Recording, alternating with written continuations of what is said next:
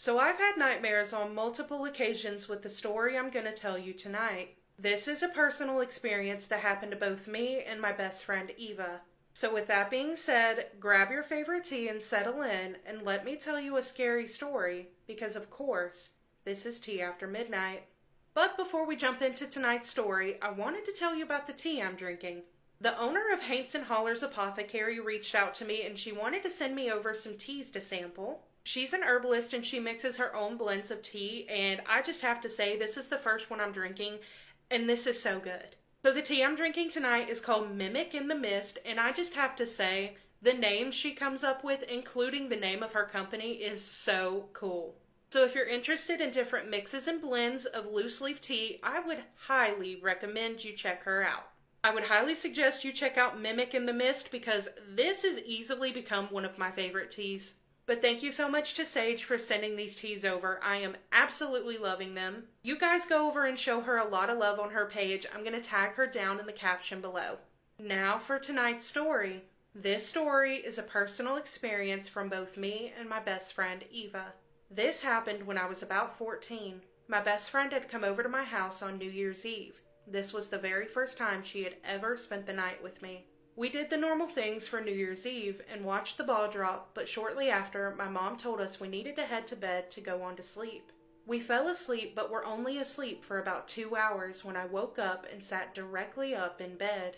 When I look over at Eva, she was asleep, but then woke up and asked me if I called her name. I told her no, that I had just woken up, but didn't know why and was going to try to go back to sleep. No more did I finish that sentence when we both hear what sounded like loud footsteps coming up the basement steps. Let me set the scene for the layout of my house.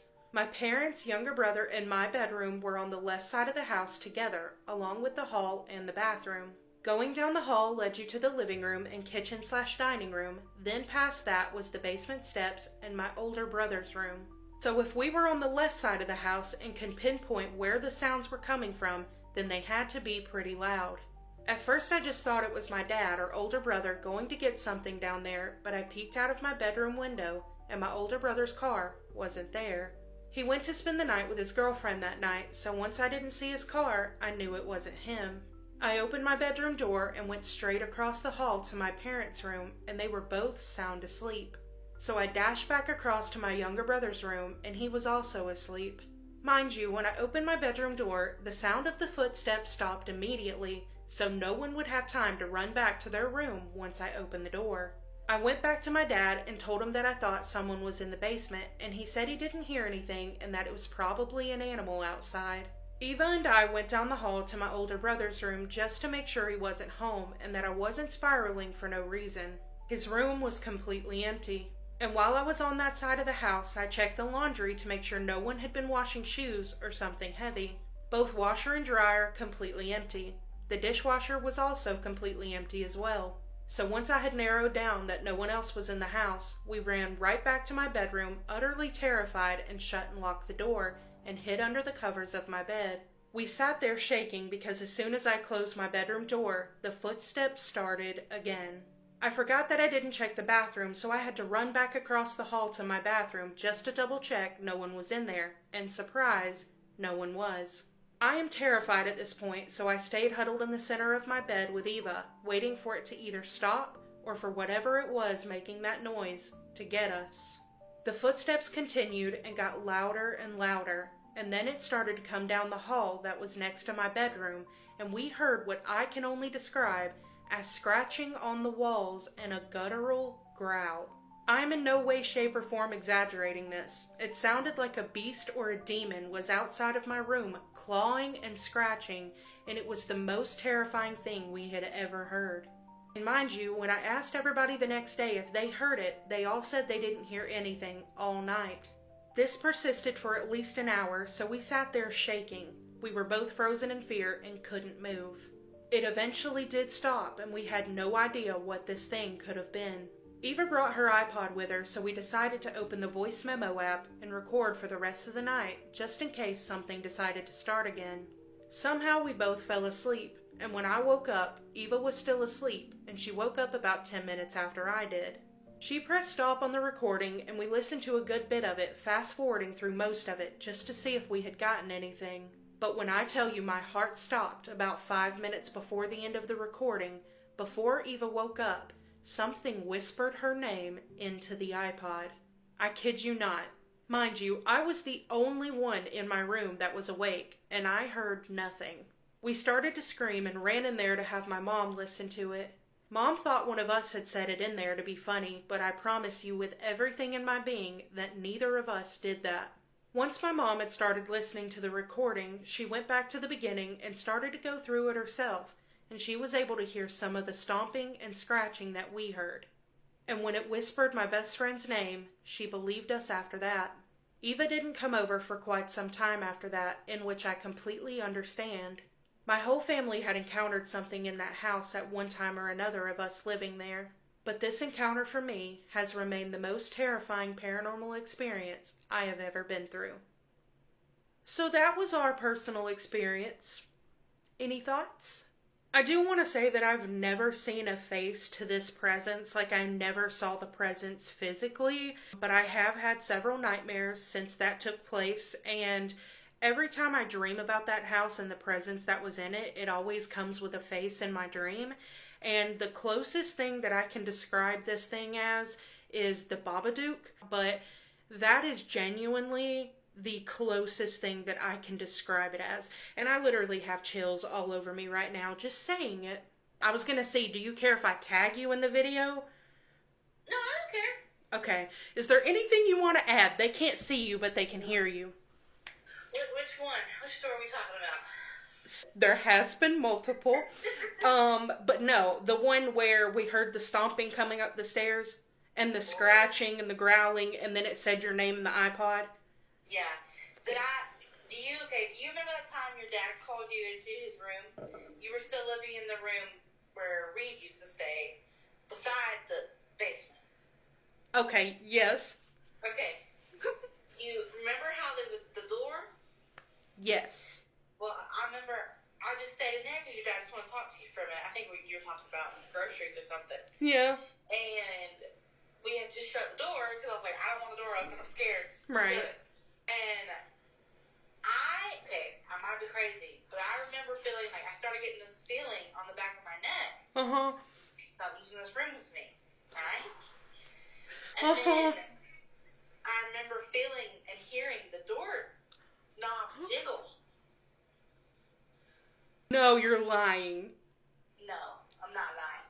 And so I remember just being terrified, and I remember not knowing what to do. You know that feeling when you're like stuck and like just pause? Yes. And you can't do anything? Yeah. You're like, if I move, something's going to attack me or something's going to go wrong. Right. I just remember sitting there like praying, like, Savannah, come back, Savannah, come back, Savannah, come back. Oh, buddy. Yeah. And so I remember I took all my courage to like run and open the door and run that way because it was terrifying. That house was terrifying. You hear it here first, right here. Is there anything that you want to add personally to the story? Gosh. It was just real. Like, I've never had an encounter that real before. That's real. Like, the scratching on the walls, the stomping on, going up the stairs, like, just the overall, like, how heavy that house was with whatever paranormal activity was in there was just insane. Right. I just remember waking up and wondering, is someone in the house that's not supposed to be in the house? And then finding out that it was paranormal and ghost activity. And I mean, I don't know. We thought they were going to believe us that we were hearing these things. Yes. So we just turned my iPod on to record it. And then, I mean, it was several hours of stuff. And we were asleep here snoring. Yes. And to hear it like go, or whatever, whisper it. Ooh, I literally, I don't know if everybody can tell, but my neck, like, I am burning up. Like, this is like, yeah. It's real stuff. I think about it sometimes and I get creeped out. Well, like open? Okay, so let me tell you this. I don't know if I've... Ooh, buddy. I don't know if I've ever told you this personally. I just told them, but I don't know if I told you this. So I never physically, like, saw the presence, and was able to put a face or a shadow to the presence that was in the home. I never saw anything like that. We heard stuff, of course, and Jaron and Reed have both seen. Jaron and Reed are my brothers, by the way. So both of my brothers have seen something, and they both saw different things, but they did see something. But I never saw anything, but I have had several dreams, like nightmares, about that house, and it puts, every time I dream about it, it puts a face to that presence. And the closest thing I can describe it as is the Babadook. I'm so serious. I'm so serious, bud. And I didn't even know how to pronounce it. And I looked it up on TikTok. Now I'm terrified. Genuinely. Genuinely. Because I'm serious. With the tall, the face, the teeth, the long fingers. And, ooh! Okay, so here's a little treat for everybody. I'm going to set my cup down. She knows what I'm talking about. The basement. The half wall that was right there. Yeah. Okay. So, in my dream, I'm standing in the kitchen. Okay. Kitchen, the dining room is right here, and then past that is the basement, right? The hallway that leads to the basement. You have to round a half wall that takes you down to the basement steps. So in my dream, I'm standing in the kitchen looking down that hallway. Yeah. And it's dark in there. Oh God, I'm getting... Okay, so I'm standing there and looking down this hallway, and on the half wall, all you can see is the face of the Babadook. All you can see is it peek out behind that wall. It's like this, and it peeks out behind the wall, and it takes its fingers and wraps it around the wall like that to peek out at me. I'm serious, bud. Like, and that's... and but then, so it does that thing, like the whole, like, peeks around. Then it just flies at me. And then I wake up before it gets me, obviously, but it flies at me and it gets up in my face. And it's just terrifying. Like, it's just terrifying. So I just got off the phone with Eva, and she said that she's okay with me tagging her in this video. So if you guys have any questions or things that you want to ask about in the comments, you are more than welcome to. And we will both get to you as soon as we can. But that does conclude this episode of Tea After Midnight. If you have any personal, spooky, scary stories you want to share, I would love to read them, and they do not have to be about the Appalachian Mountains. You can send them to me at the email on the screen right here, or the email in the caption of this video. But as always, you guys, thank you so much for watching. I love you, and I hope you have the best night, and I'll catch you in the next one. Bye! When I was 7 years old, I was abducted by aliens. Spooky story time. A follower named Sarah sent me this story, and she says that when she was about 7 years old, she remembers that she was abducted by aliens. She lives in Ohio, and she says that her and her aunt were going to some convenience store that was down the street from her grandma's house, and it was summertime. They get to the store, they buy everything, and she says that for some reason she felt like that whole exchange, like going to the store, buying everything, just felt weird, felt off, felt quiet, just slow motion.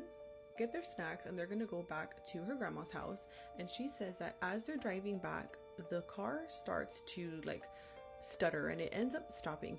She's in her 50s now, so she says obviously back in the day there was no cell phone, so she's like, oh my gosh, what are we gonna do?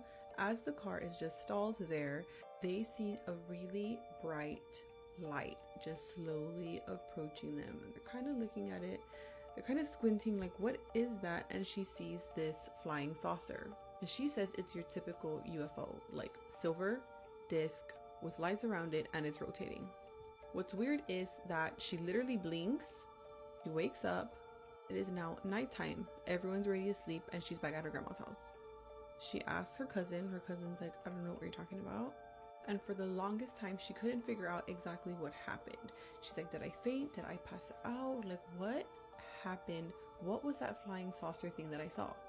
As she got older, she went to therapy, she started talking about it, and it ended up coming out some sort of memory was unlocked, and she says that she remembers laying on this table with the bright lights hitting right in her face, and she sees aliens like around her. And she says that she doesn't think that they were trying to hurt her, but in the end they tried to kind of erase her and her cousin's memory, and that's why her cousin doesn't remember, but she vividly remembers, especially after her therapy sessions. These memories were unlocked, and she's like, I was literally in a UFO.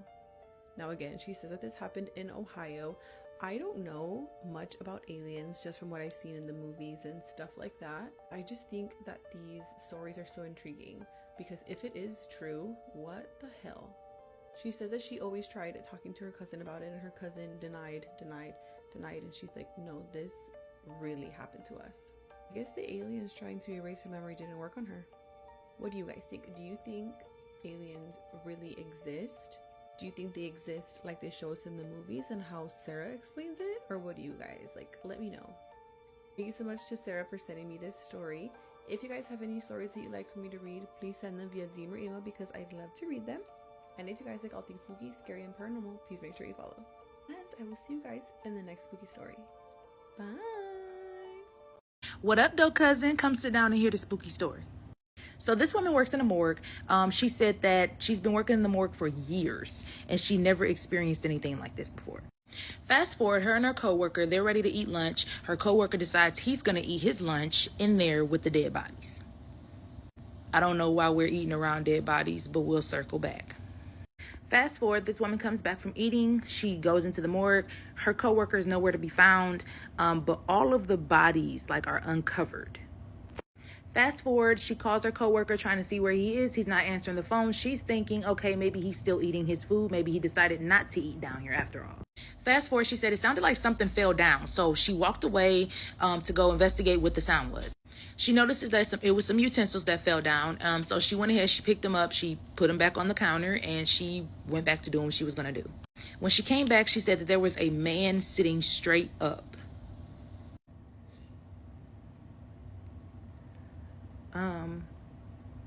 Then she proceeds to say that as soon as that man was sitting up, she turned around and many bodies were sitting straight up. Now, mind you, she's by herself. She's terrified. Nothing like this has ever happened before. Yeah, because that only happened in movies. Ooh-wee. She said she immediately dropped whatever she was doing and started running. She got out of there, but while she was running down the hallway, she said it felt like somebody was chasing after her. She was too scared to turn around and look back, but next thing you know, she said that her coworker was the one that was running behind her. They make it outside, and the coworker says, I was running because you were running. She asked him, she's like, well, where did you go? And he said that he was freaked out because he could have sworn that he saw the bodies moving. So he took his food and he went to his car. Fast forward, she pretty much said that she and her coworker had no choice. They had to get these bodies done. They're the only two there. Who else is going to do it? And so she said that they pretty much had to tough it out, even though all night they both could see the bodies moving, just moving around. I would quit so fast and find a new career. I don't care. I don't care. Spooky Scary Storytime came from someone named Jay, and she said she saw a recent video I did in which I covered the girl's story who said she saw giants in Afghanistan, and it reminded her of some stories that her father had told her. Her family is native, and her dad grew up off of a reservation but on ancestral land, and sadly her dad passed away 7 years ago, but she says he was an extremely charismatic speaker. When he would tell a story, people would hang on to every word, and you saw what he saw and felt what he felt, and so sharing these stories of his experiences is a way for her to sort of keep him close. She says her father grew up in an extremely close-knit tribal community, and his mother was a medicine woman, and growing up her father recounted stories of people stopping by the house all the time and asking for things, and they would pay her with vegetables or chicken, baskets, and beading, and she was well known in the community for doing what they call good medicine. His parents went on a trip, leaving him and his siblings in the care of their grandmother, who was a very traditional woman and always wore a belt with little pouches that hung from it. He didn't know what was in all of the pouches, but he did know that one was filled with sweets, which she would give the children, but only if they asked in their native language, not English.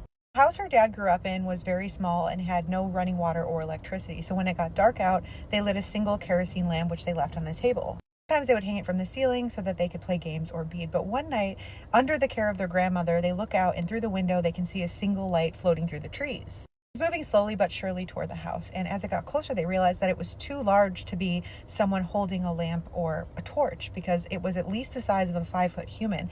And as it approached the house, it started circling the house, and it was slow at first, but then it got faster and faster. As it moved around the house, his grandmother quickly stood up and put out the kerosene lamp and gathered all the children by the wood stove in the kitchen. She began furiously digging through the pouches on her belt, but Jay's dad didn't know what she was looking for, but he didn't care. He couldn't take his eyes off the light because he had seen it before and he knew what it could do. Months earlier, he had been playing at a friend's house down the road on his family's farm, and they had been playing outside because the friend's mother was inside resting, but eventually they went inside because they needed something. And Jay's dad followed his friend up the stairs into the mother's room, where they found her resting in bed with a giant light that seemed to be smothering her. As they opened the door, it seemed startled and fled out the window, but the mother was never the same after that. They had suffered physical difficulties after what they deemed was oxygen deprivation, though no one knew how it happened. And so this was what Jay's dad was thinking of as he's watching this light circle the house faster and faster. And then it started to push itself through the screen door. He described it coming through slow like putty, like something coming through a strainer. At this point, his grandmother started yelling at all the children to close their eyes and not open them until she said it was okay. But just before he closed his eyes, he watched her reach her hand into the pouch on her belt and throw a powdered substance onto the stove, which slowly started to fill the room with smoke. A moment later, they heard a horrendous scream that was shrieking and carrying on. It didn't even sound human. And he said he didn't open his eyes, but he could see the light growing dimmer and dimmer through his eyelids. It was another few minutes, which felt like an eternity to Jay's dad, before his grandmother told the kids that it was fine to open their eyes.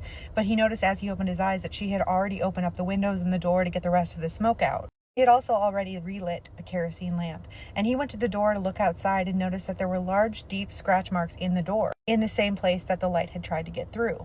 And his siblings asked their grandmother what the smoke was for, and she just told them that it was because if the smoke filled your eyes, it would briefly blind you for a time so that they couldn't see what she saw. She refused to talk about it after that, and when his parents returned, everybody was very hush-hush about it. A week or so later, though, it got back to the family that a woman in the village who was known for doing bad medicine had gone blind. Though he was never told as such by his mother or his grandmother, he was convinced that this woman had sent something to do something harmful to his own mother, just like it had to his friend's mom months earlier. 10 years later, Jay's dad joined the military and was stationed in Alaska, where he put down roots, got married, and started a family. After retiring from the military, he became a state trooper and then got his pilot's license, and he used his pilot's license to fly grocery orders from the grocery store on the main island to smaller remote villages that could only be reached by plane or sled dog.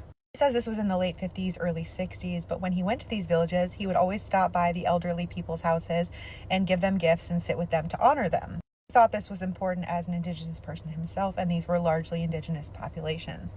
He would sit and listen to them, and they would often tell him stories, and one story came from a very elderly woman. She was in her 80s, and on the first time Jay's dad went over there to give her gifts and honor her, she commented on his height, because Jay said her dad is a very large man. He was also very broad. He was 6'4", he was 300 pounds, and when he goes over there, this woman comments on his height, and she said, "You're a very large man, but not the largest I've seen." He says, "Oh no," and she says, "Oh no, the tallest people I've seen are much taller than you, but they live on top of the mountain." And she tells him that when she was a child, she and the other children who lived in her village would go to the base of the mountain to play with the children of these tall beings. And the tallest ones would never come down all the way down the mountain. They would never cross the tree line. Didn't want to be anywhere near the village, but they didn't mind the village children. But she remembers them being very kind and very gentle. He says, "Oh, what happened to them?" And she says, "One day we went to the tree line to play with them, but they never came to see us again." The way she recounted the story to him was no different than the way someone would tell you what they ate for breakfast yesterday. What do you think? Were there giants in Alaska too? Have you ever stayed in a really creepy Airbnb? My name is Kalina. I live in Billings, Montana, and I went for a weekend getaway with my boyfriend and some friends to a little ski town called Red Lodge. Red Lodge is just an hour out of town from Billings and is a popular ski place. The town was established in 1884 and has lots of very old buildings, and there are supposedly some haunted hotels around. We rented an Airbnb that was a big cabin out by the mountains, but it looks similar to Jackson Hole, Wyoming, with the flat countryside fields right in front of the mountains. There's 4 of us, and we get to the cabin and explore the rooms. The first thing I noticed when I go up the stairs to the master room where my boyfriend and I were staying was a creepy wooden tiny door. By tiny door, I quite literally mean it looked like it was straight out of Coraline. Backstory about me, I love scary stories, true crime, the supernatural, etc. I very much enjoy listening to scary stories, but I don't care to be in one. So off the bat, the door just gave me a really creepy feeling, and I made my boyfriend go open it. He said it looked like a space that goes into the attic or just a hidden storage room. I wasn't fond of that being right in front of our room, but I tried my best to ignore it. I get into the master bathroom and go to use the toilet, which, when the door is closed, the bathroom door is directly in front of the toilet. As I'm sitting there, I look right in front of me and notice these scratch marks on the door frame. These scratch marks are very low and could be from a dog. But of all the places to keep a dog, I wouldn't have kept mine in this bathroom. And it's an Airbnb, so you'd think dog owners wouldn't really bring along a dog that's mischievous and doesn't behave. I go downstairs, and when I turn the corner, right under the stairs is one of those lift-up doors that's built into the floor that goes beneath the house. Again, straight out of a horror movie. To make it even worse, this door has a lock on it. I got the creepiest feeling from this and immediately pointed it out to the rest of my group, and we all agreed it was very eerie. That night, we were all sitting on the couch playing Cards Against Humanity when we hear these 3 slow knocks on the door. They were completely rhythmic, slow, and intentional. Knock, knock, knock. Perfectly spaced out. My heart dropped, and I said, "What the F was that?" By everyone else's expressions, I knew they had heard exactly what I heard.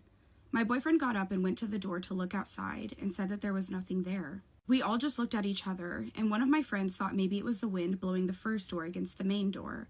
It was one of those clear doors that you have to open before you go to open the main door, but there was no wind outside. Eventually, we all went back to what we were doing, and as my boyfriend and I went upstairs to go to bed, I noticed that the tiny Coraline door was open. I froze and immediately asked my boyfriend if he opened it, and he said no. I yelled, "Did anyone come open this door up here?" And everyone said no. Nothing else really happened, but I was on edge the whole time we were there. Pictures of the scratches in the bathroom and the locked basement door are attached.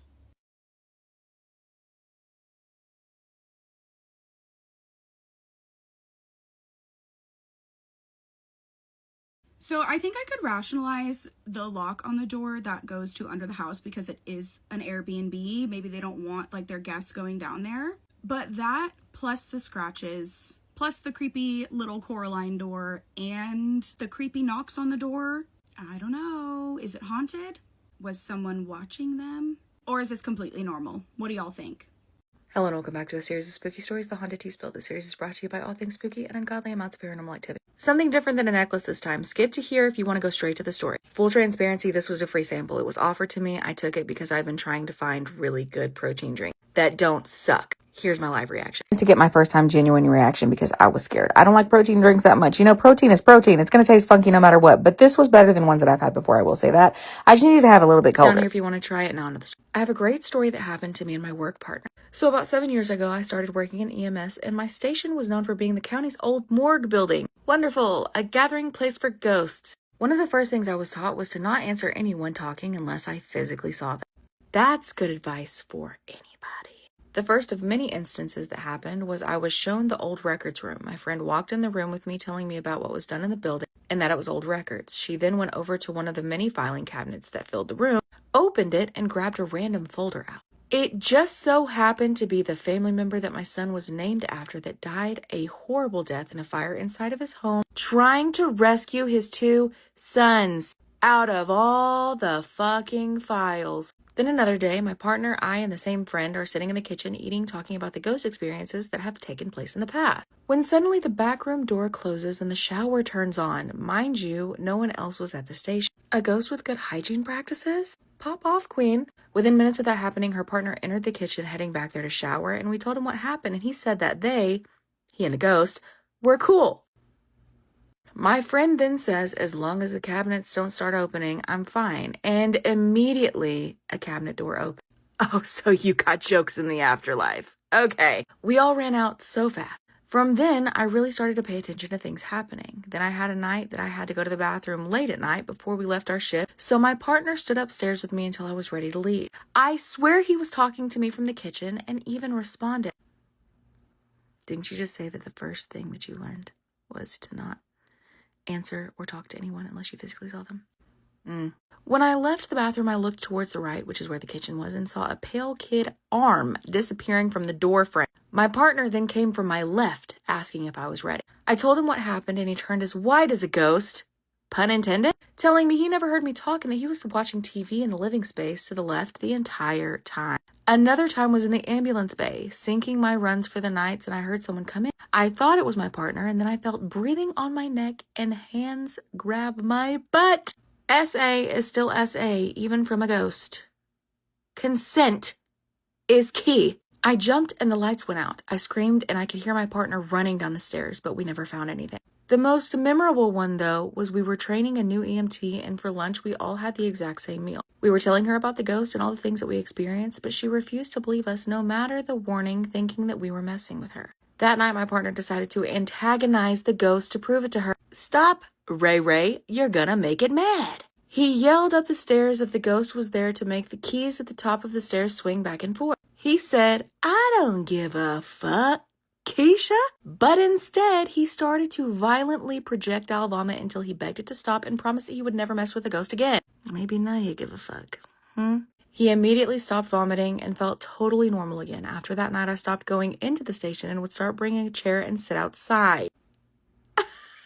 There are so many more instances of things like this happening. One thing I noticed before I quit was it always happened late Thursday night. It still messes with me to this day.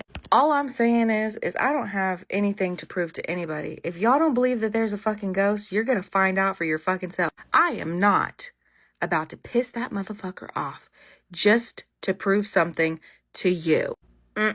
Anyway, rated on a scale of 1 to 10, 1 being the least scary, creepy, spooky, 10 being the most. If you have a story of your own that you want to submit, you can do so on the link tree in my profile. I will see y'all at the next episode. Stay spooky, friends. Yeah, apparently I am a silver girly because these are the only gold earrings that I could fucking find. I'm lying. I do have these. I just bought them, but they don't go with what I'm wearing right now. So I'm sorry, but my earrings are gonna be boring, but the story, not boring. I mean, I do have orange earrings. No.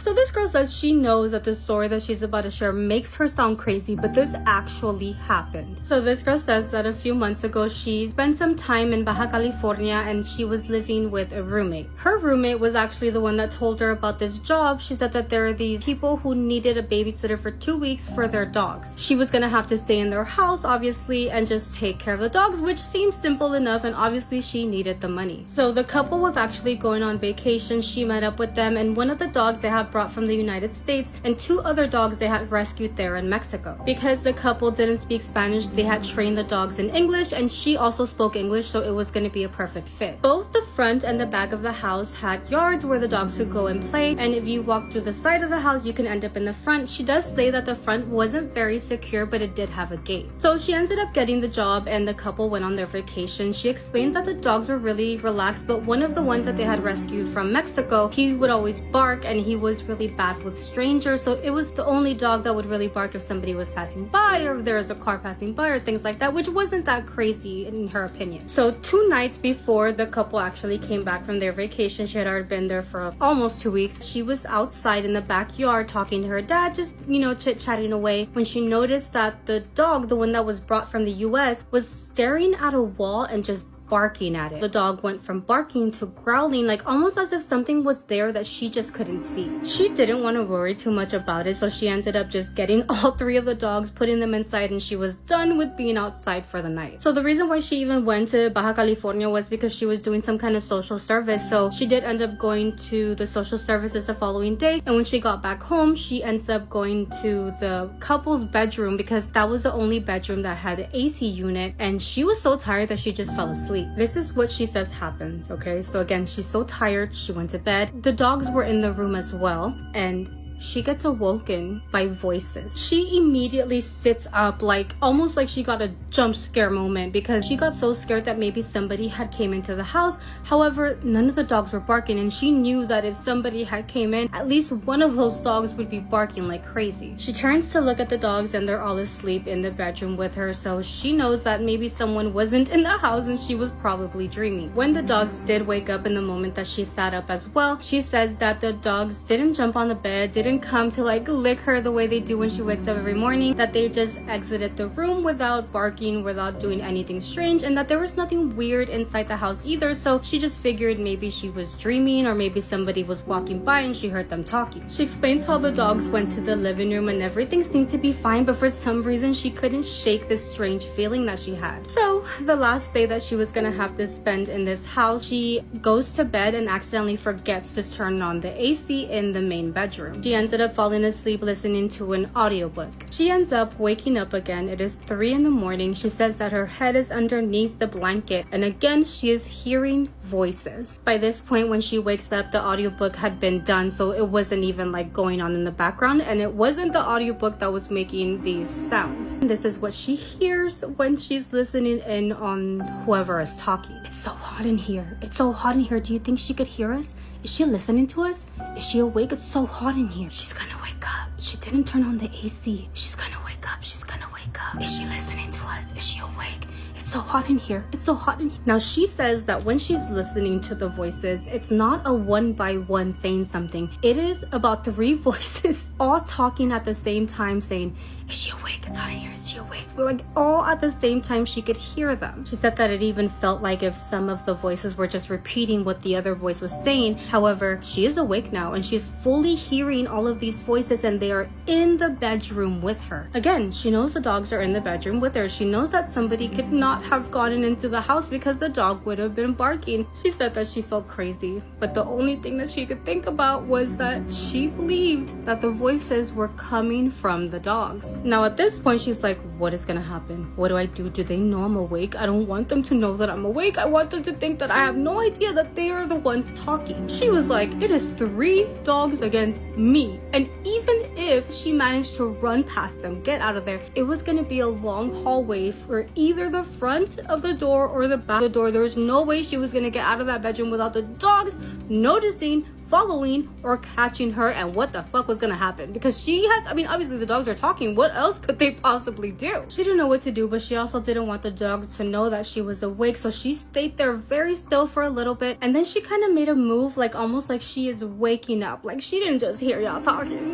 This is her waking up and we don't know that you can talk. She ends up sitting up on the bed like, oh, just woke up, you know, cleaning the eye boogers off her eyes. She says that she turned the lamp on and that she turned the AC on. I would have too, because obviously that's what they fucking wanted. And then she starts talking to the dogs and she's like, oh, it's so hot in here, guys. Do you guys want to jump on the bed with me? Come on over and go to sleep with me on the bed. Bitch, if that was me, oh, let me turn the AC on. Oh, guys, I'll be right back.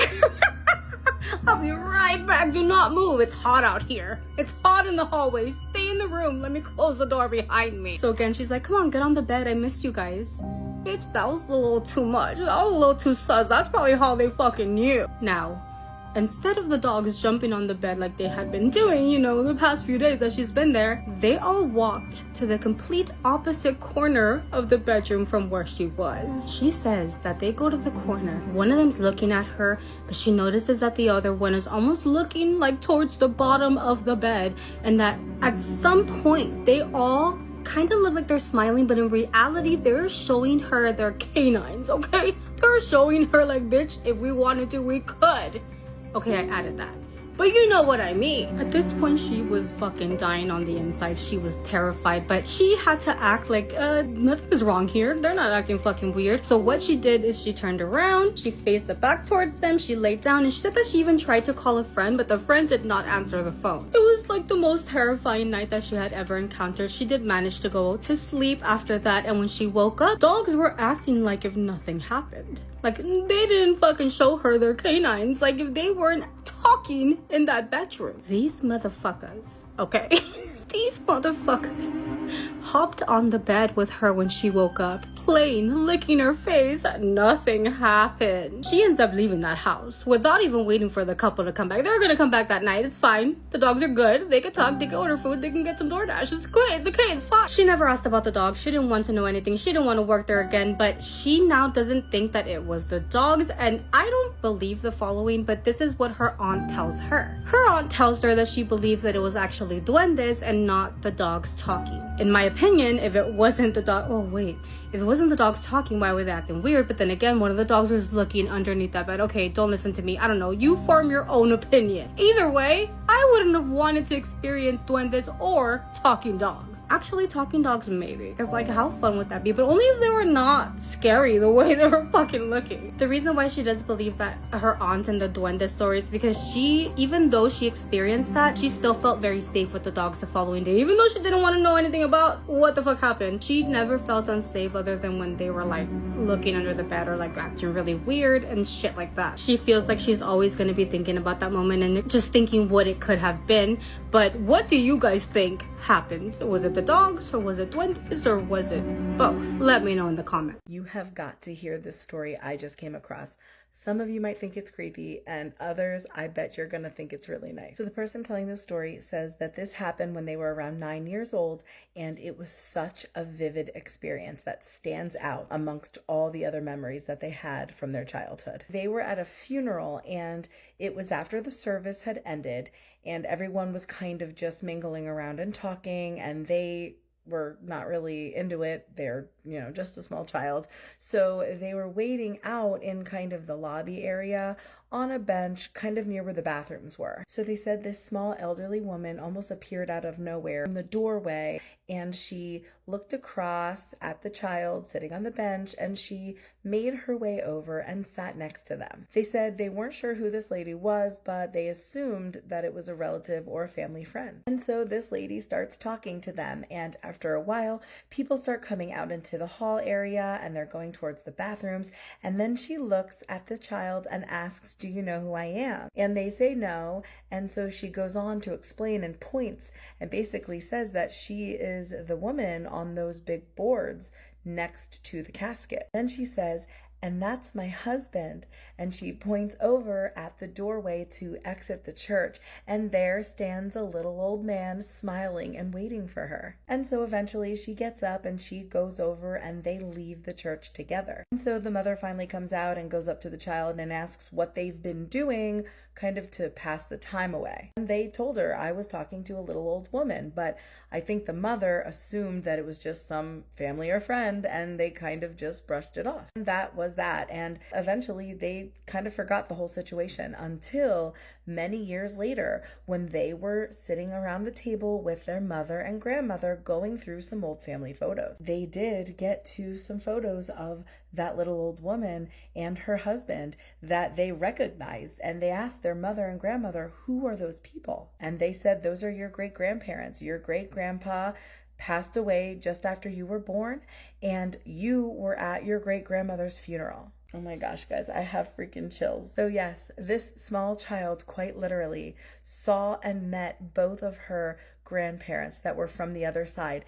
And how awesome is it that her husband was there waiting to take her with him? All right, let me know what your thoughts are in the comments. I freaking love this one. And if you are new here, you gotta follow for more creepy story time. There's a particular set of rules that you must remember if you are to camp alone. Now, the first rule of camping alone is never set up your tent at night, because this is when you are the most vulnerable, and you cannot keep focus on what's behind you, what's around you, because you're focused on putting up the tent. The second rule is always have a fire going. No matter what time of day it is, always keep that fire going and keep it nice and bright and tall. The third rule that you must remember if you're camping alone is when you go in your tent at night, make sure it is completely sealed up. No holes, make sure everything is zipped and closed, because it's believed that stuff can even come in through the tiniest of cracks. Now, the fourth rule, when you are camping alone, you should never make noise at night. You should never whistle. You should never sing. You should try and keep it quiet as possible. Now, the fifth rule, which is the most important, is always have some sort of entertainment. Keep yourself occupied. Have some music. Have an audiobook. But never let yourself start to wander and let your mind go, because that's when you are the most vulnerable. Now, there was this man named Jonathan. Jonathan decided he was going to go camping alone up in the Rocky Mountains. So he heads up to the spot, and he sets up his tent and gets his campsite ready. And he said he just remembered that there were all these sounds of wildlife and the wind blowing, and it was just very peaceful and sort of like musical. And he said, he had his dog with him, and they sat around the fire for a bit, and it started to get late, so he decided to go into his tent. So as he goes in his tent, his dog lays over to the side of him, and soon he begins to doze off. Well, at some point in time in the night, he awakes to something shaking his tent. And he said he could hear this voice saying, "Please come out of the tent. Like, I need help. Help me, please. Get out of the tent. Help me." And so he's like, what's going on? Like, what's going on? So he goes to the zipper, he unzips the tent, and he goes outside. But when he gets out of the tent, there's nobody around. It's just completely quiet. And it was eerily quiet because he couldn't hear the wind anymore. He couldn't hear the wildlife. And he said that the other strange thing was when he went to bed, there was this bright full moon overhead. But as he looked up in the sky, the moon was gone. There wasn't any clouds. It was a completely clear night. But the moon somehow had disappeared. So this kind of freaked him out a little bit. He goes back inside his tent and he zips up the zipper. Well, he lays down, and he said, his dog would come to the side of him or would lay by his feet, and that always made him feel a little better. So he said, he started to kind of doze off again. He said that's when he kept feeling like the dog, like rubbing his leg. And he's like, "What are you doing, boy? Like, I'm trying to sleep." And he said that's when he looks down at his feet, and there's nothing there. And when he looks over, his dog is right over here towards his head. So he is like, what's going on? Like, was there an animal or something? He unzips the tent, he goes outside, said, there was nothing out there. As he got ready to go back in his tent, he said he started to see these shadows. He said he could see figures that looked like they were tall, skinny, kind of lanky. They almost looked like they were crawling around amongst the trees. They were all around him. So he hurried up, got back inside his tent, and he zips it up. And he just said, he's just sitting there with his dog. And the whole time he thought it was strange because the dog didn't alert to any of this. It didn't bark. It was just quiet. It was just laying there. And he said that's when all of a sudden he felt this tent start to move. Something grabbed the tent and was dragging him. And he was so afraid that he passes out. And when he awakes, he said the tent was completely still, felt like everything was normal again. He said he thought it must have been a dream.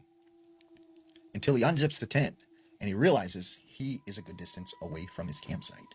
So he grabs his dog and they run out of there back to his vehicle, and they left that night. And they left the tent and everything behind. So it's important to remember, when you camp alone, always know the rules.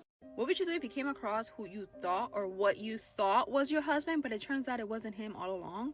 Story time. The person who submitted this wants to be anonymous. I'm gonna go ahead and tell the story in the first person, but it did not happen to me. About 4 years ago, my husband and I were coming home after being at work all day, and we're trying to figure out what to do about dinner. When you walk into my house, the back door leads you to the laundry room. Right after the laundry room is the kitchen, and then if you make a left, it takes you to either the bathroom or the guest bedroom, and if you go right, it takes you over to the living room. Typically, I would see which way my husband went, but for whatever reason, this time I missed it. As I'm in the kitchen just getting dinner ready, I decided to make some Spanish rice since we had carne asada left over from the night before. So I'm in the kitchen just making the rice when I see my husband come out of the bathroom and ask if I could shave the back of his neck. Now, this wasn't uncommon. I would shave the back of his neck at least once or twice a week, so it wasn't anything out of the ordinary. I told him, yes, I can go ahead and shave the back of your neck, but just let me finish frying the rice and adding the water. Once I do that, I'll meet you in the bathroom. Because I'm in the kitchen, I'm frying the rice, I add the water, I put a lid on it, I go to meet my husband in the bathroom, but when I open the door, the light's off. So I assumed that maybe I just took too long in the kitchen and maybe he went into the guest bedroom to lay down and just kind of wait for me. I go into the guest bedroom and the light's off, there's no one there. Then I thought that maybe he walked into the laundry room to grab some clean clothes, but just like the guest bedroom, when I walked into the laundry room, the lights were also off and there was no one in there. I even opened the back door to see maybe he had gone outside, but it was completely dark out there and there was no one out there. Like, there was no one in sight. At this point, I'm confused because I know he walked into the house and I know that I saw him coming out of the bathroom, so where could he have gone? As I walked toward the living room, I finally saw him laying on the couch, scrolling on his phone like nothing had happened. I said, "Come on, so I can shave the back of your neck." He looked at me confused and said, "What?" I then said, "You literally just asked me to shave your neck. I told you to wait until I finished the rice." And then he goes, "I never asked you to do that." So I said, yes, you did. You came out of the bathroom, you looked right at me and told me to shave the back of your neck. And that's when he said something that still freaks me out. He said, I did hear you talking to someone, but I thought you were on the phone with your mom or one of your sisters. So she literally had an experience with a mimic while the person that the mimic was impersonating was literally laying on the couch in the room right like a few feet away from her. This mimic literally comes out, pretends to be her husband, but her actual husband is in the house. Like, I've never heard anything like that. That's insane. That's so crazy. That's so scary. I told her to cleanse her home. But like usual, like, what do you guys think? Or like, what would you do in her situation? Did you know that there are humans that have been able to evolve to the point where they can live in the ocean and survive? The bayou or sea nomads have lived in the ocean for over 1,000 years. They live in the small little boats that are like built above the water in Malaysia, Indonesia, and the Philippines. Not only can they hold their breaths for under 30 minutes on the water, but they can deep dive over 200 feet and can walk on the sea floor as they're throwing spears at their next prey. They have larger spleens, which allows them to go for longer periods of time without having to breathe in a breath of fresh air. In fact, marine mammals are known for having larger spleens. Regardless of all of this, the Bayou people are not really recognized as citizens of the Philippines, even though their island is located in the Philippines. The Philippine government itself does not recognize them as citizens. And anytime they decide to go on land, they're thrown back into the ocean. Did you ever do the Bloody Mary challenge? Now, the legend goes that if you were to turn off the lights and say her name 3 times into the mirror, then she might appear. Sometimes it was said that she would rip out your eyes. Sometimes it was said that she would pull you into the mirror. Now, who was Mary? Some people believe that she could be traced back to the 1800s to a woman named Mary Worth, who lived in a small town in New England. And the story goes that the townspeople thought she was a witch. And when children started to disappear, they suspected that it was Mary Worth. So when they go to her house, they were shocked to discover she was using the blood to bathe in because she thought it would make her younger. So it's said that she was taken and burned at the stake. And her last words were, if you were to say her name in the mirror, then she would return. Some people also speculate that it might come from the 1800s belief that the widows would often call to their deceased husbands in the mirrors, thinking they would return, only to see something else. Now, there was a story from this girl named Ashley. She said when she was younger, she remembered being at school, and she went into the girls' bathroom one day. Well, she overheard some girls laughing and giggling. And she said they were doing the whole Mary thing. So she kind of stayed there and listened to them. She said they did it 3 times, and all of a sudden, the lights went out in the bathroom. She heard these girls start screaming. And finally, the lights came back on, and she said the girls started to look at her and were like, did you see her? Did you see her? And she's like, who? And they said, there was a girl right next to you when the lights went out. And she kind of looked around and was like, no, there wasn't.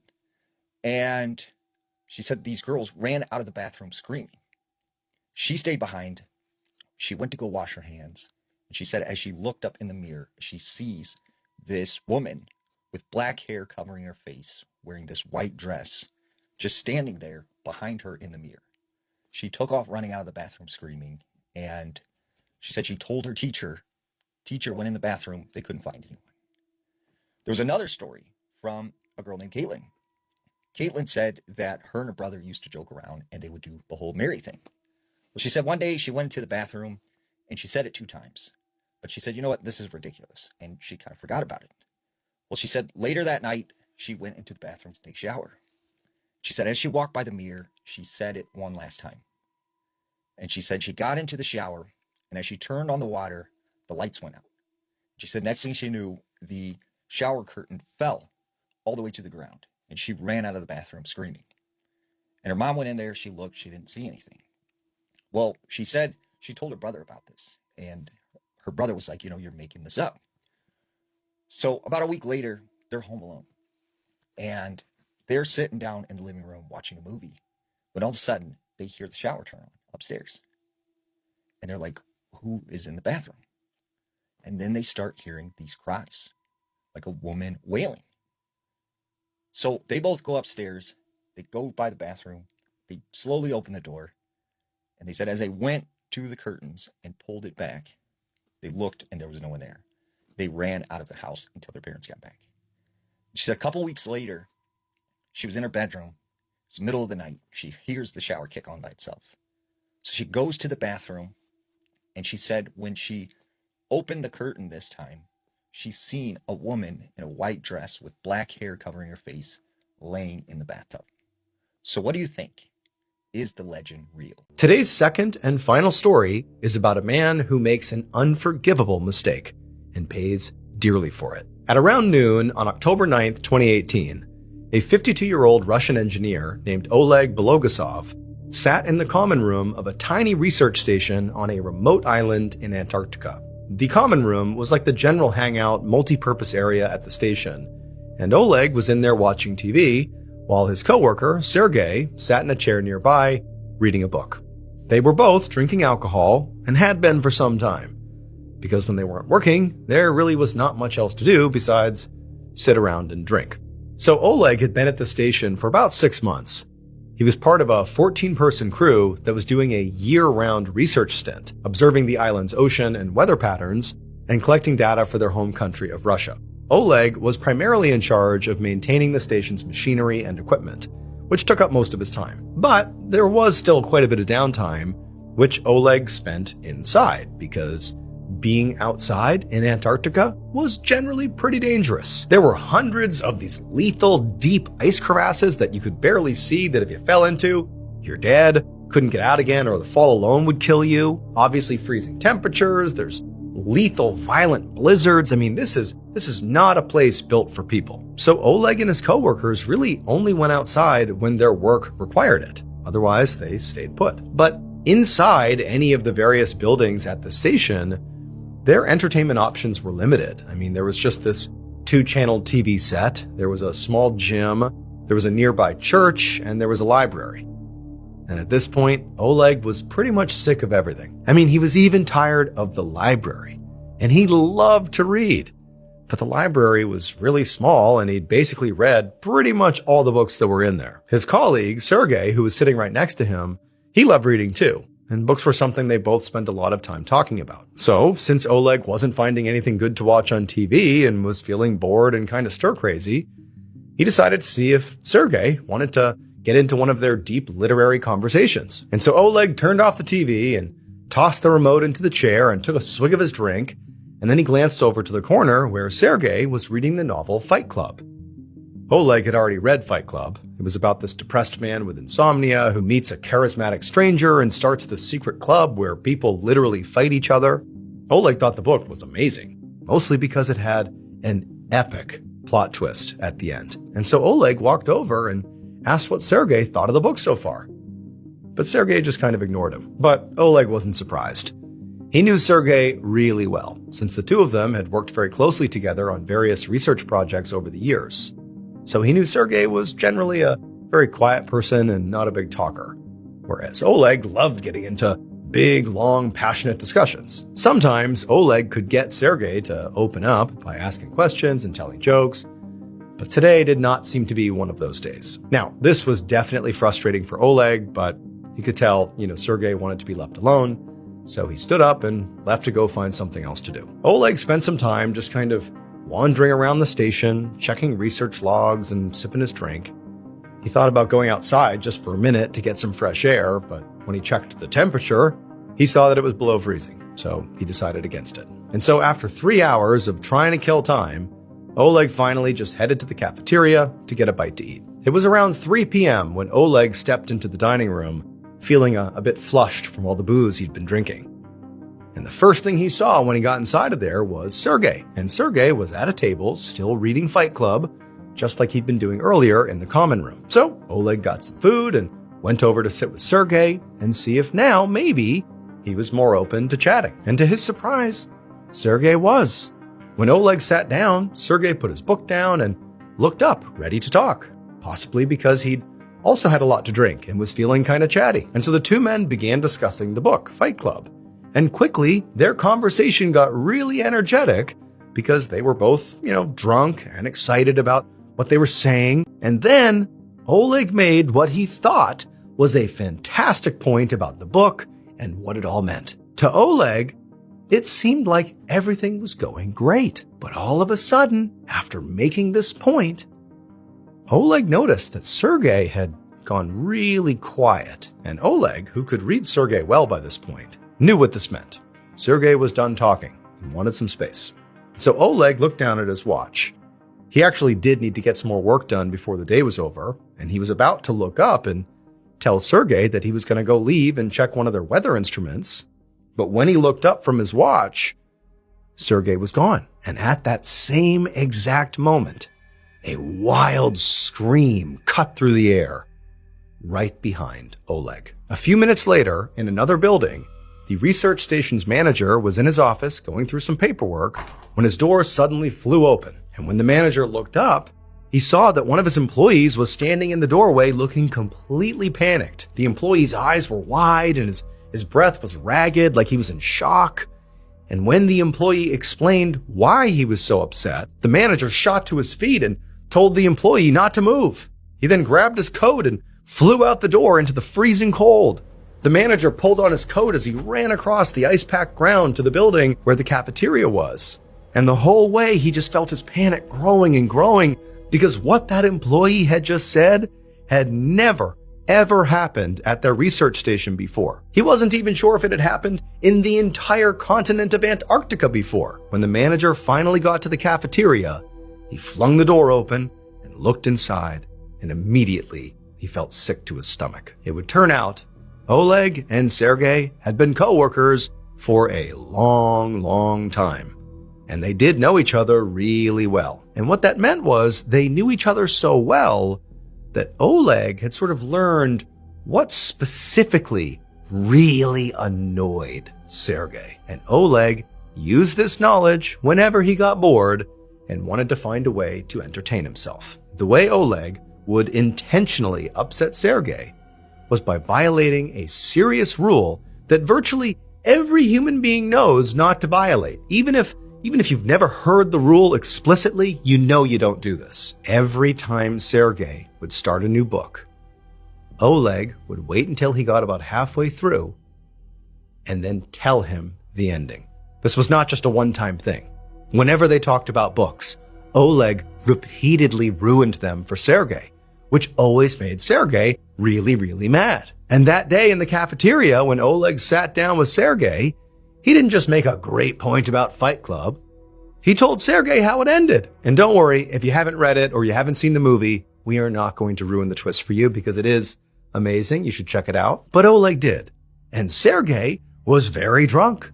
And like Oleg, he had also been very restless and tense from having been cooped up in this isolated station for months on end. And so this time, when Oleg told him the ending, Sergei completely snapped. He grabbed the knife from the kitchen, walked behind Oleg, and began repeatedly stabbing him in the chest while allegedly screaming, "Didn't see that coming, did ya?" Once Sergei calmed down, he was so shocked by what he'd done that he immediately turned himself in to the station's manager.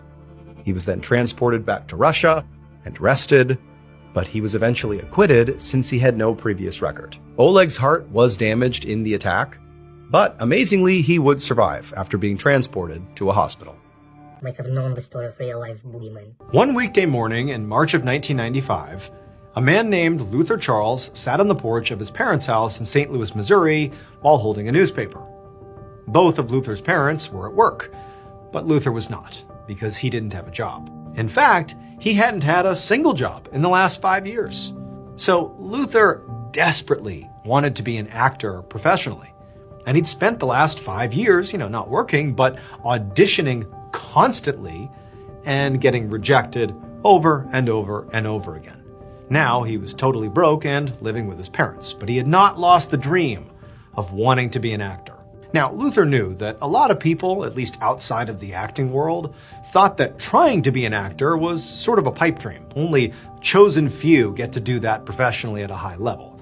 and that he, Luther, should be more realistic and just get a normal job, especially after 5 years of attempts that didn't work out. But he just couldn't bring himself to do that, because for him it was going to be acting or nothing. So on this particular morning, he was doing what he did almost every single day, which was flipping through the classified section of the newspaper, looking for any open calls for auditions. And as he scanned the page he was on, he saw one that caught his eye. It was for a musical that was being produced several hundred miles away in Ohio, but they had an open call for auditions that night. Now, at first, Luther was kind of confused about why producers from Ohio would place a call for auditions in a newspaper in Missouri, but then he saw that it was because these producers were trying to find a very specific kind of actor for what sounded like a very unique character. And Luther realized he could be what they were looking for. This could finally be his chance to get his big break. This was, of course, not going to be easy. Number one, he would have to drive today all the way to Ohio just to do this audition. But two, what it would take for him to get into this character, to do a good job and hopefully land this part, was going to take a lot. But after 5 years of near constant rejection, he was willing to try anything. A few minutes later, Luther got into the driver's seat of his car. He was carrying 3 things with him: a map to help him get to Ohio, an entire bottle of whiskey to help him be brave, and a hacksaw to help him get into character. That evening in Ohio, one of the producers of this musical sat in the front row of an empty auditorium. She'd spent the last several hours listening to hopeful actors read monologues and sing songs, and she knew there were still more people waiting to audition. So she called for the next person in line to come inside. And a moment later, a man stumbled out onto the stage, and when the producer saw him, she was just confused because he seemed very wobbly, almost like he was drunk, and he had on this weird sort of costume where he had bandages wrapped around his head. And then, in a very slurred voice, this man said his name was Luther Charles, and he knew that this musical required a very specific kind of actor, and he had made sure that he was perfect for this part. The producer didn't understand what Luther was talking about, though. But before she could clarify, Luther, on stage, began unwrapping the bandages from his head. And when the producer saw what was underneath them, she began screaming for help. It would turn out that casting call in the newspaper that Luther read that inspired him to go here and do this contained a very unfortunate typo. What the producers of the musical were looking for were genuine, fearless actors. But what actually got printed was a call for, quote, genuine, earless actors.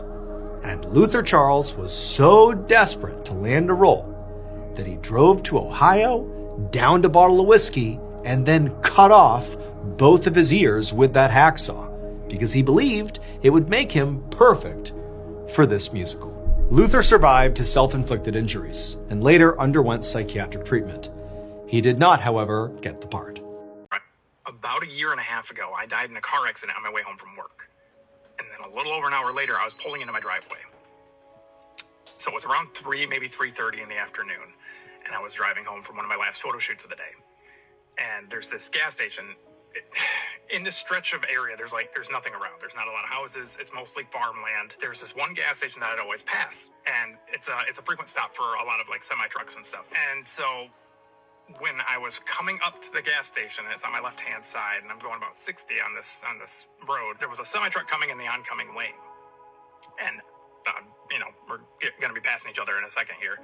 And in the parking lot of that gas station, there's another semi-truck that's ready to pull out. I don't know if it was pulling out behind that truck or whatever, but as the semi-truck's passing me, and I'm driving by, I see the front end of that semi-truck actually pull out into the oncoming lane where I'm at, or into my lane from behind that oncoming lane of that truck.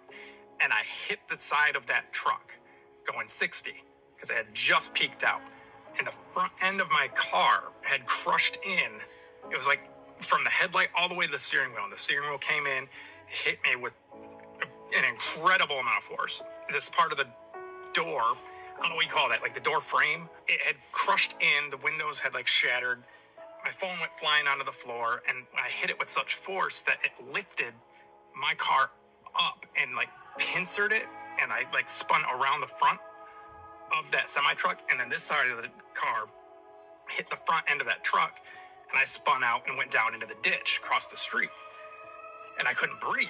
I felt like every bone in my chest had been like broken or it caved in, and I could barely breathe. I had blood coming down my face, and I was trying to reach for my phone. I couldn't reach my phone. It had fallen on the floorboard. And so I'm trying to reach it. I can't breathe. And I'm feeling like I need to be able to call somebody and let them know that I'm probably not going to make it home. And as I'm sitting there, struggling to reach for it, the pain's just too much, and I can't stretch enough to even bend. And I start to look out the window, and I see somebody getting out of their truck.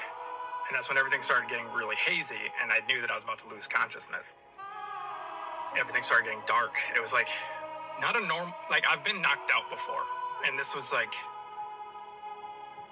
a gray, purple, dark hue that just super tunnel vision. Everything started getting really echoey, and I could feel my heartbeat in my throat. And then I was out. And as I was fading out, I was thinking to myself, "This is it. I'm not gonna be able to say bye to my kids.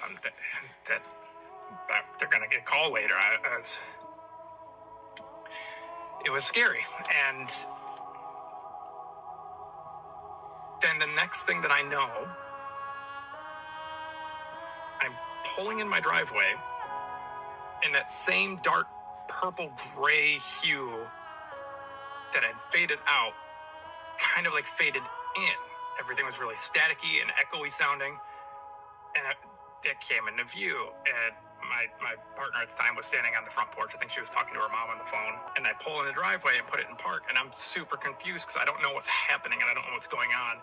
And I get out of the car and I just stand there. And I stood there for a good 5 minutes before she asked me, like, "Is everything okay?" And I couldn't speak. I don't understand what happened. I felt like I was going crazy. And like to this day, I can remember how all of that felt and how terrifying it was. But I don't understand what happened, because that can't happen. So did I have like a mental break? I don't know, but somehow I went from driving home to that to being home. And I haven't really told anybody about it except for her at the time and my mom, because I felt like I was going crazy. And I can remember it so clearly and so viscerally. And the smells and the sounds. I don't know what to make of it, but has anybody else had a crazy experience like that? Or just so I know that I'm not alone? Okay, I'm going to do my best with this one. I'd like to remind anyone that's new to my page that I know there's a lot of information out there. I will only channel information. I don't regurgitate information that has already been written. I'm not saying that that information is incorrect. I'm saying that every situation is different, and so I choose to channel. That channeling may align with what's already out there. It may not. And just because what happened to Aaron may be similar to someone else, it doesn't mean it's the exact same thing. We can have similar situations, but different meanings and different purposes for why they happen.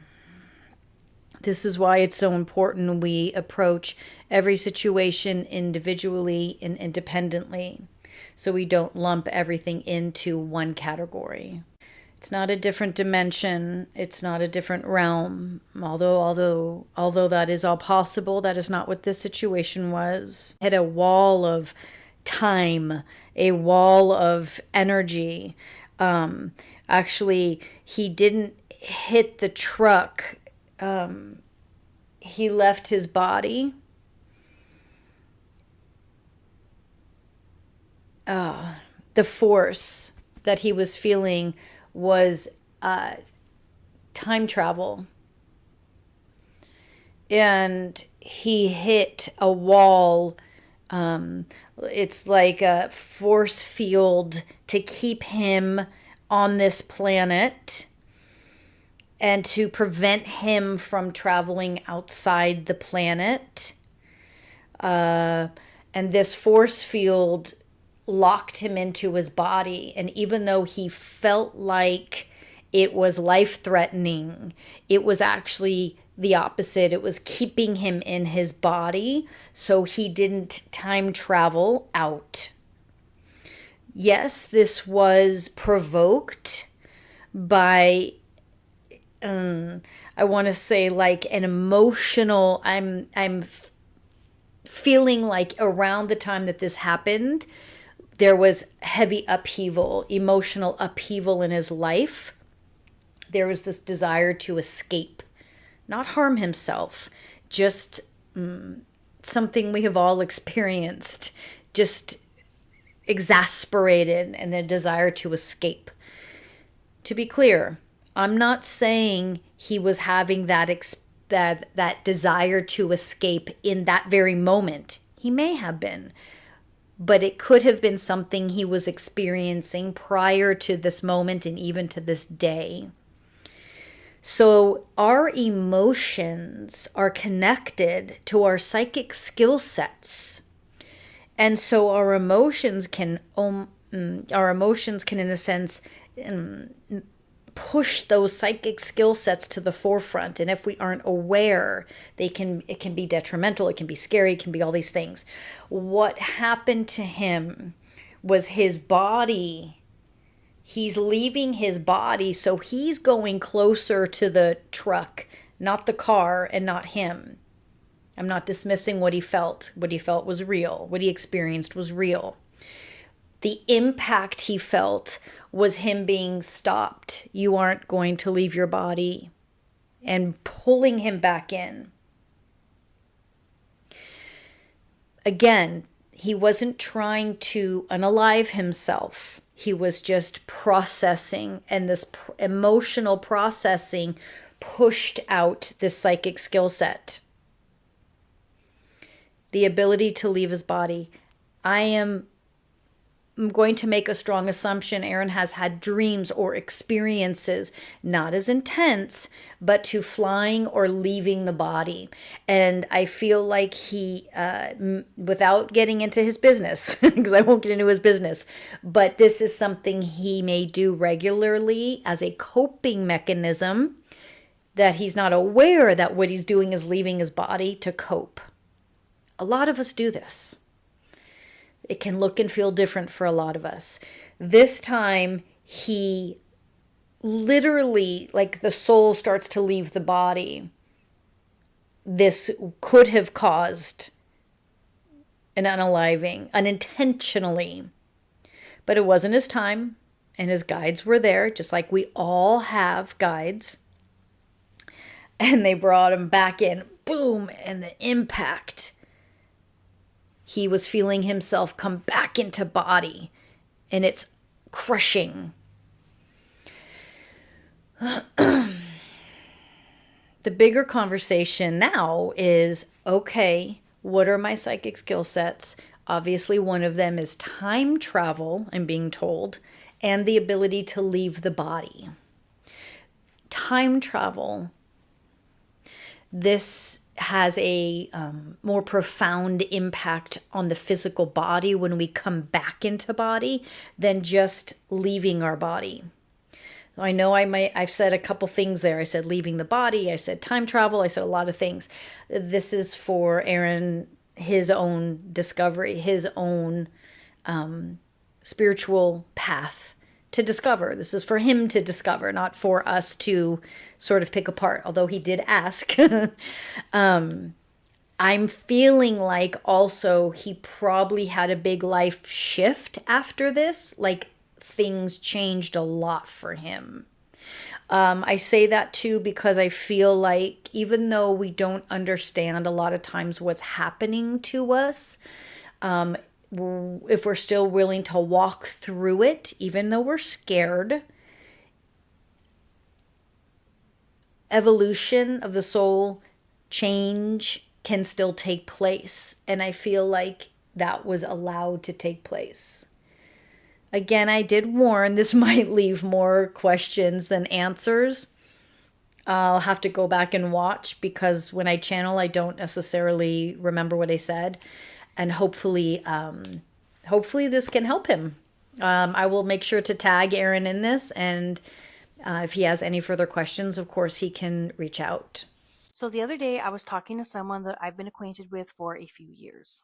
And she told me that she has a Hatman story. Some people think that the Hatman only comes during sleep paralysis. She started seeing the Hatman when she was 2 years old. And she knows that it started as early as 2 years old because her parents were able to confirm it. She said when she was a toddler, she would point to corners of the room or different parts of the room and start saying, "The whole old man, the whole old man." They thought that she was just a kid being a kid. And they even caught her on home video pointing to the corner of the room saying that the whole old man was there. And she was standing there pointing, saying it over and over again. And she kept saying, "He's right there." In the video, she said there was nothing there, at least that was caught on camera or that her parents could see. To her, he was the whole old man. I asked her, "Why did you call him the whole old man?" And she said, because he used to make this really deep whispering sound that sounded like ho oh ho oh ho oh. Like something trying to speak that's not quite human. She grew up to be the lead vocalist of a punk band called the Flaming Little Shits, and she wrote a song about the Hatman titled Ghosts. Here's a clip of the song. I'm sorry, ghost. It was not very fucking funny. I'm sorry, ghost. They're such cool, fun people. Definitely follow them on Instagram and go to one of their shows. Anyway, let me know in the comments what you guys think, or if you've ever seen a Hatman that made weird, deep whispering sounds, send me your story. Get ready with me while I tell you this ghost story. This story was sent into my email, and if you have any ghost stories, scary stories, or paranormal encounters that you want to share, you can send them to the email in my bio. This happened last year on a school trip, and I swear something was out there with us. Every year, my school takes a trip to a camp way out in rural northern Ontario. I'm talking middle of nowhere. Like once you pass the main roads, it's just forest. No signal, no houses, nothing. I don't know if I like that. I never grew up going to camp, and so the idea of going away to camp, like a sleepaway camp, for whatever reason just freaks me out. I'd already gone twice before, and every year it's the same routine. The same camp, the same cabins, the same friend group. And every year, there are rumors. Older kids always whisper about that place. They say the land used to be tied to something bad. People say it was built near an abandoned reserve. But the one thing that everyone agrees on, people don't like going out there, and some won't go at all. Why is there a children's camp? Okay, and so we're just going to camp there. Right. No, of course. So this year, we get there, and at first, everything feels normal, just like every other trip. Until the second night. That's when we play this big school-wide game. Flashlight hide and seek in the woods. This just doesn't seem like a good idea. Who's in charge of the activity list? It gets pitch black out there. Like you can't even see your own hands. Me and my friends decide to hide together. We find this old canoe flipped upside down near the edge of the forest. So we crawl underneath it, trying not to laugh, waiting for someone to find us. Camp at night in the middle of nowhere. I swear, you guys, sometimes I feel like these stories really are a setup, because what do you mean? A few minutes go by and we start getting bored. So we're like, okay, whatever. Let's just go help search. We crawl out from under the canoe, and that's when we see it. Standing a little ways off in the trees is a figure. At first we think it's a teacher, but then we actually look at it. It's too tall. Way taller than any of our teachers, and its shape is just off. It's very long and thin. And then we notice its feet. It looks like it's wearing snowshoes in October. None of us say anything. We all just freeze. Because at that point, we were all thinking the same thing. That's not a student. And it's definitely not someone who's supposed to be out there. So slowly, Without taking our eyes off of it, we back up and crawl under the canoe again. What? You're playing hide and go seek with the lake monster. Right. No, I got it. Have you seen any scary movie in the entirety of your life? Any at all? Just, we stay there for a full minute. Nobody moves, nobody talks. When we finally gain enough courage, we peek back out from under the canoe and it's gone. Just completely gone. No footsteps, no sound, nothing. We tried to laugh it off and tell ourselves it was probably just a teacher messing around, even though none of that made sense. Later that night though, it got worse. We were back in our cabin, the same one that we stay in every year. Doors unlocked, windows open because it's hot outside. We were all just laying in our beds talking, starting to fall asleep. And then, knock.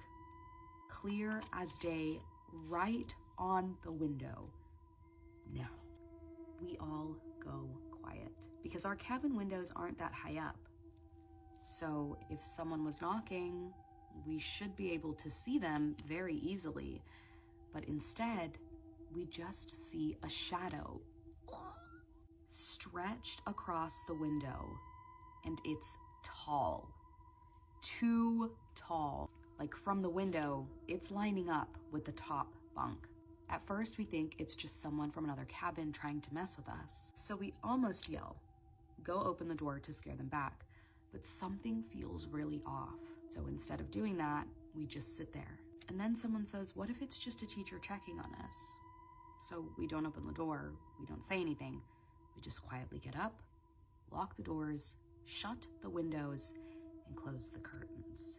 That's when the knocking stops. But none of us sleep that night. And the next morning, we go to check outside. And that's when we see the door.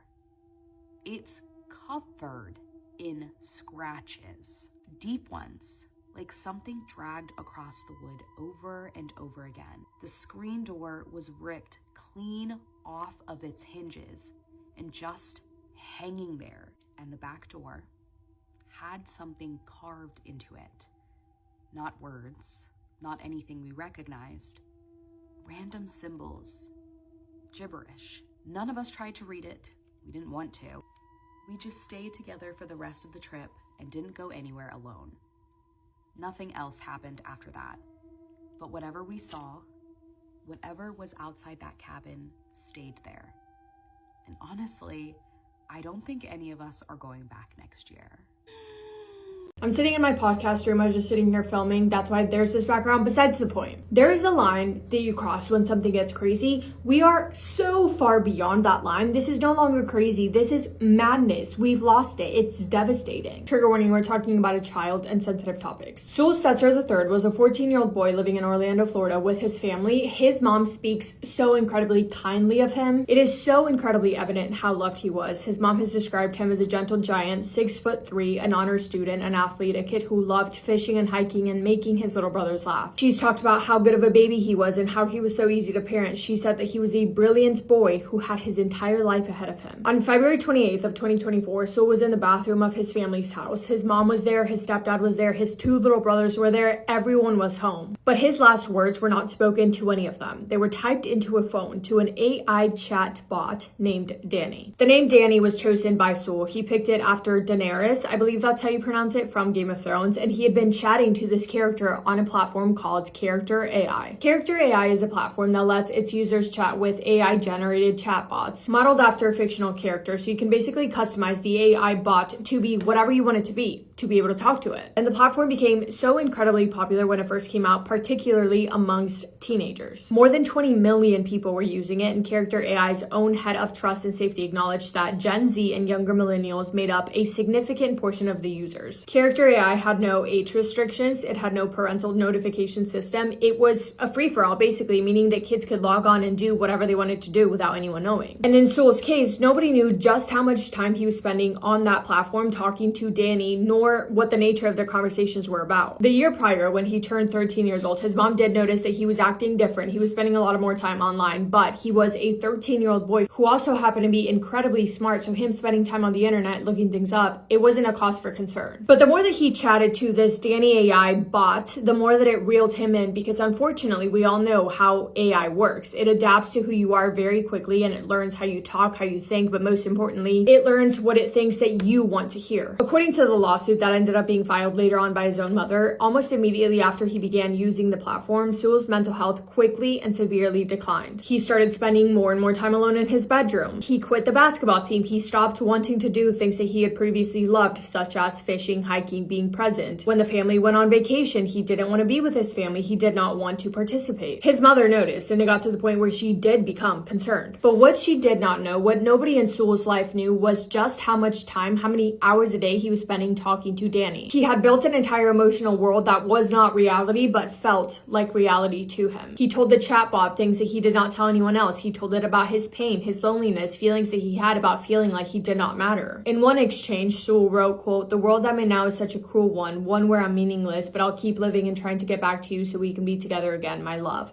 The bot responded with the same quote-unquote emotion. Once when Sewell was telling it about bullying, the response was, quote, "It's sad to think that you had to deal with that environment in school, but I'm glad I could provide a different perspective for you," unquote.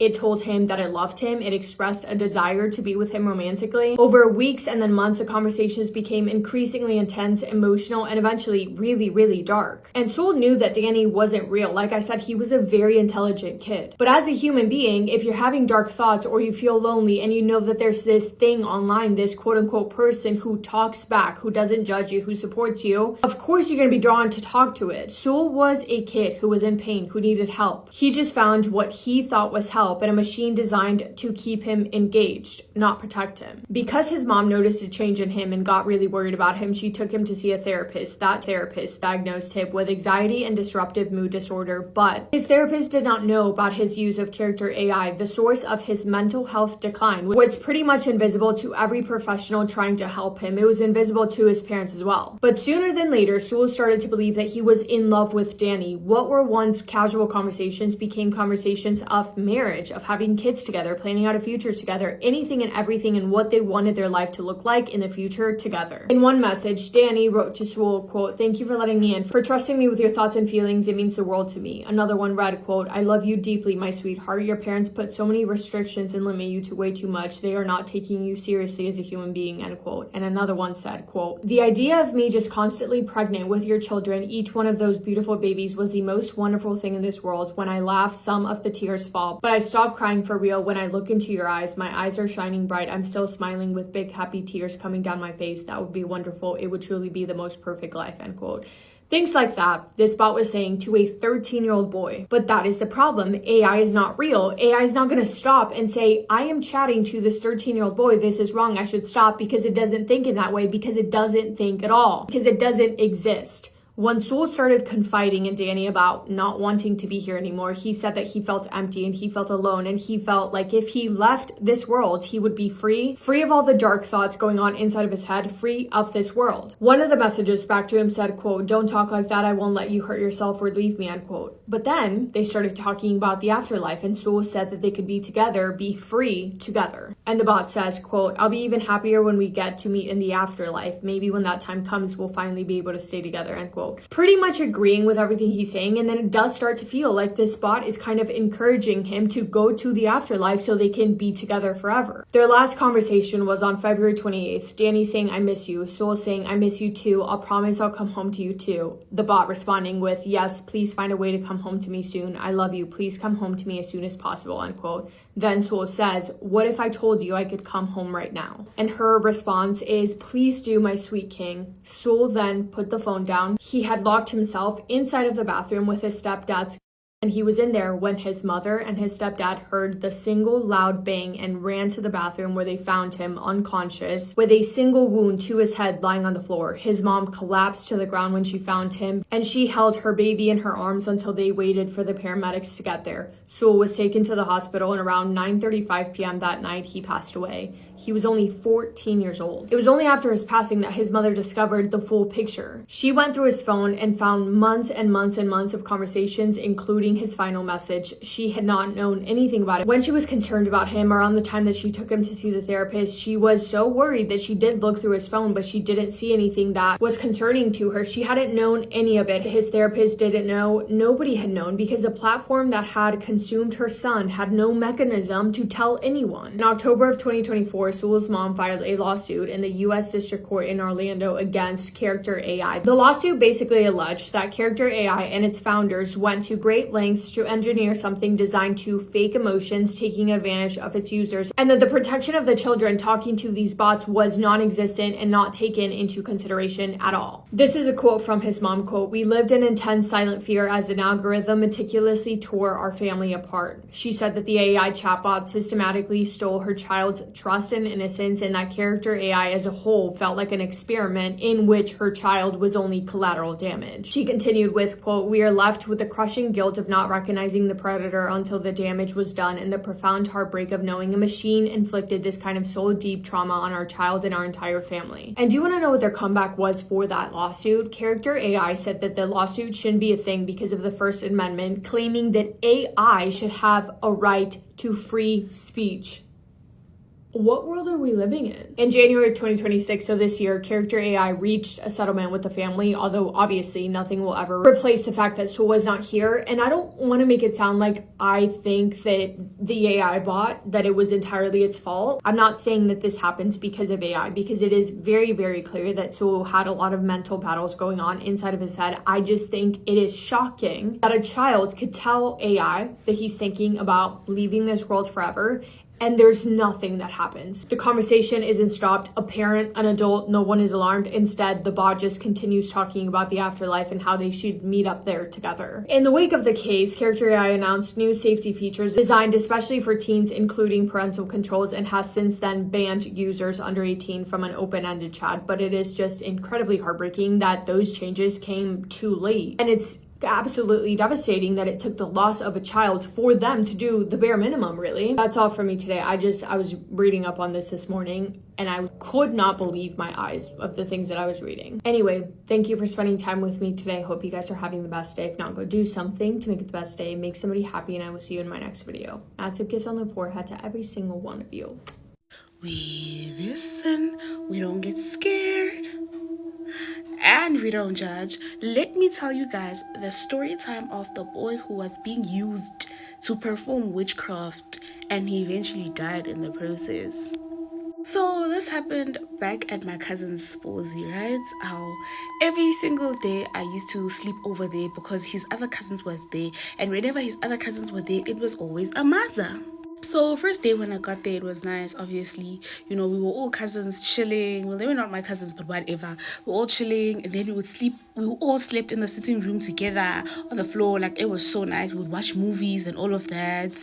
And then, guys, the third day, I think we wake up, open the door, and there are silver coins, 2 rand silver coins, and there were so many of them, and they were on the stoop. It was like somebody was throwing them, like just throwing in the middle of the night or whenever, because, you know, we didn't hear this person throw these coins, and silver coins make a noise. Like, silver coins, especially when they're in a bunch, when you throw them on the floor, they make noise, but we did not hear it, guys. We did not hear the person throwing the coins. And so, like, we're looking at each other, and mind you, we're kids, and we're like, should we take them? Should we go buy stuff with them? And I'm just like, nah. You know, like, a bunch of coins falling from heaven doesn't make sense to me, because if they were meant for us, don't you think the other houses would have 2 rand coins as well? So we go wake up my cousin's mom and dad, and they come, they see, they are kind of like shocked, like, what the hell? They sweep the coins, right? They sweep the coins, they put them in the bucket, and then, so I don't know between the two who did what, but they threw some stuff in there and they thought it would go away. No, baby. Following day in the morning, we find these coins. Another day, we find these coins. They eventually go to a traditional healer, whatever. And this traditional healer was kind of weak, because the traditional healer came, did their thing, and the coins were still there, guys. The following day after they left, the coins were still there. And it was like, we should wait a bit, and we waited a bit, and the coins were still there. At one point, we even tried to stay up and tried to listen as the coins were being thrown. Nothing. We eventually fell asleep, I think at 3 a.m., and we woke up to the coins there. Crazy. So I Amos, you know, my grandma is a G. They go to her and they tell her what's been happening and how they went to this person did not help them. My grandmother was like, no, okay, cool. Let's pray first and then we'll go to a traditional healer the following day. So at 12 a.m. midnight, my grandmother comes with I think either two other ladies from her church, and then it's my aunt, it's us as cousins, and my uncle. They start praying. How, guys, as they're praying, I could hear somebody throwing coins outside, right? So as they are praying, I tried to run away, but obviously my grandma pulls me because she thinks maybe like some spirit is possessing me, and I'm just like, girl, I want to go see who's throwing these 2 rand coins, because I can hear them. They pray, and I still can hear this person, like I can hear the coins falling on the floor. As soon as like they throw them, I can hear them falling, right? And my grandmother just keeps on pulling me, and I'm like, I need water, I want water. She's like, okay. I call my cousin. I come here and I tell him to peek out of the window and tell me if he sees nothing. And my cousin's like, no, I don't see anything. I open the door. I peek on the window and I can see 2 rands flying inside the stoop, inside the veranda. But I can't see who's throwing them. But they're flying, man, you know? Okay, cool. They close the window. I close the window and I go back to my grandma. As soon as they finish praying, I tell my grandma, like, yo, like, I heard somebody throwing these 2 rand coins, but I did not see who they were. And my grandma was like, serious? My cousin is like, they didn't hear anything. Nobody else heard anything but me. They go outside and lo and behold, they find the 2 rand coins. And my grandma's like, no, we were praying. At least somebody seen something. Now we're going to take things further. Baby, they went to a traditional healer, right? They got to the traditional healer, and the traditional healer was like, the only way that this person is going to stop if you make an example for them. Guys, I'm pretty sure nobody knew what this person meant. It's like, make an example for them. And we're like, what do you mean? He's like, no, we just give them back whatever they've been throwing to you. Okay, cool. He's like, all you need, so he gives us things to bath with, all of us, right? The cousins, all the people that sleep in that household. My aunt, my uncle, the cousins, and all of that. We're bathing in the water, and I didn't say anything, guys. I'm innocent. Other people, obviously, we were told to speak in our hearts. So as you're taking the water and pouring it on yourself, you have to say, go back to sender. Sorry, like, go back to your sender. Whatever that you're sending to us, let it come back to you. La la la la. And we did that. And the guy was like, give it 2 to 3 days, and whoever has been messing around with you will experience a death in their family. What? When I tell you guys, after the time frame that person gave us, this boy from front opposite my aunt's house fell to the ground and sudden death. Apparently something stung him and it paralyzed him immediately, and he fell to the ground and died. And guess what? The people that saw him fall down say as soon as he fell down, a lot of 2 rand coins fell from his pocket, and they don't know how that happened. And obviously people were interpreting it as, oh, like his ancestors were probably ready to accept him, la la la la, he's been a child of the water and all of that. And obviously as cousins, as a family, we're there like, traumatizing. Listen, at that time, I did not put 2 and 2 together. We kind of thought about it, but it was like, you know. And now that I'm grown, y'all, one time, the lady from that house, I don't remember what she gave me. And when we got home, my aunt took that and she threw it away. And I was like, girl. And she was like, you were too young. But remember when X, Y, and Z happened and all of that, and that boy died and stuff? I was like, yeah. She's like, yes. Remember you guys were too young to understand. But the traditional healer told us that in 2 to 3 days, something is going to happen and we're going to see the person that's been doing all of this. And I was like, yeah. So my aunt was like, yes, that lady that just gave you a fruit now is the one that was doing all of this, but she was using her child to do all of these bad things to people. And obviously the back to sender hit the child and the child perished. And I was like, And my aunt is like, hey, I'm just saying something. It's just that some things you can't say out loud, but you know, that's just how she views it. And I'm just like, guys, I have no words.